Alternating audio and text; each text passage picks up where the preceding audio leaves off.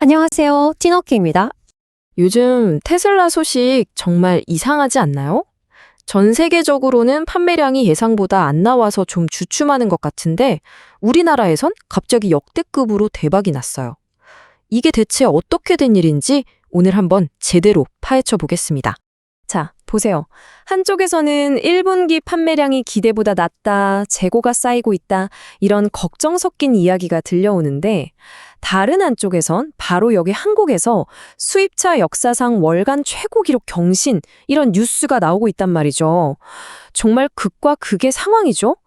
이 두 가지 다른 얼굴? 대체 뭐가 진짜일까요? 자, 이 미스터리를 풀려면요. 우선 한국에서 얼마나 대단한 일이 있었는지 그 숫자부터 딱 봐야 합니다. 바로 이겁니다. 11,130대. 이게 뭐냐면 지난 3월 단 한 달 동안 한국에서 팔린 테슬라 숫자예요. 이게 어느 정도냐면요. 현대, 기아, 바로 다음 전체 브랜드 판매량 3등을 했다는 겁니다. 정말 엄청나죠? 근데 이게 다가 아니에요. 진짜 놀라운 건 이 숫자가 지금까지 그 어떤 수입차 브랜드도 세우지 못했던 월간 판매 기록을 그냥 가볍게 깨버렸다는 사실입니다. 신기록 중에 신기록인 셈이죠. 물론 이게 그냥 우연히 일어난 일은 절대 아니겠죠. 아주 영리하게 모델 3랑 모델 Y 가격을 확 내리고 정부 보조금이 딱 정해지는 그 타이밍을 기가 막히게 노린 거예요. 정말 치밀하게 계산된 전략이었고 이게 제대로 먹힌 거죠. 그리고 이 대성공이 바로 테슬라의 다음 수를 위한 아주 중요한 포석이 됩니다. 자, 그 다음 수가 뭐냐? 바로 이겁니다. 수익성이 아주 높은 패밀리카 시장, 특히 한국의 아빠들을 제대로 겨냥한 새로운 차량의 등장이죠. 이게 그냥 기존 모델에 좌석 하나 더 넣은 그런 간단한 변화가 아니에요. 이건 그야말로 현대 기아가 꽉 잡고 있는 패밀리카 시장에 우리도 이제 제대로 한번 해보겠다고 던지는 아주 전략적인 출사표 같은 겁니다. 스펙을 한번 볼까요?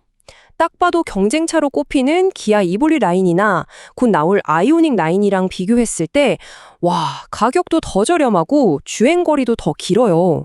시작부터 엄청나게 유리한 고지를 점하고 들어오는 거죠. 특히 아빠 엄마들이 좋아할 만한 포인트가 많아요.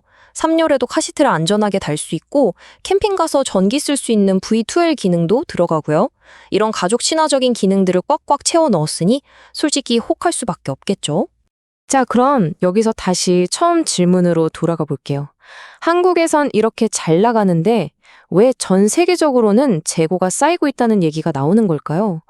판 것보다 무려 5만 대나 더 만들었다는데 대체 왜 그랬을까요? 이게 바로 핵심입니다.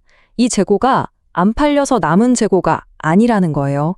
사실 이건 두 가지 큰 그림을 위한 전략적인 비축 물량이라는 해석이 나오고 있습니다. 하나는 미래에 시작할 로보택시 사업을 위해 미리 차를 모아두는 거고 또 하나는 바로 이 모델 Y처럼 새로운 차가 나왔을 때 물량이 없어서 못 파는 일이 없도록 미리 잔뜩 만들어 놓는 거죠.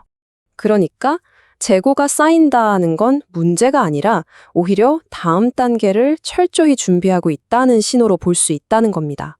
완전히 관점이 달라지죠? 결국 이게 뭘 의미하냐면요. 테슬라라는 회사를 볼 때 단순히 이번 분기에 몇 대 팔았다. 이런 숫자만 보면 큰 그림을 놓칠 수 있다는 거예요. 왜냐하면 테슬라는 자동차 판매뿐만 아니라 FSD, 그러니까 완전 자율주행 기술, 로보택시 사업, 심지어는 옵티머스라는 인간형 로봇까지 정말 스케일이 다른 미래를 그리고 있거든요. 이 모든 게 동시에 진행되고 있는 거죠. 그러니까 핵심은 이거예요.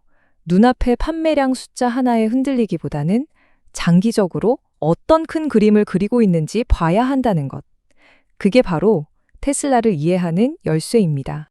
한국에서의 대성공, 그리고 미래를 위해 쌓아둔 재고까지 테슬라는 이제 다음 챕터를 열 모든 준비를 마친 것 같네요.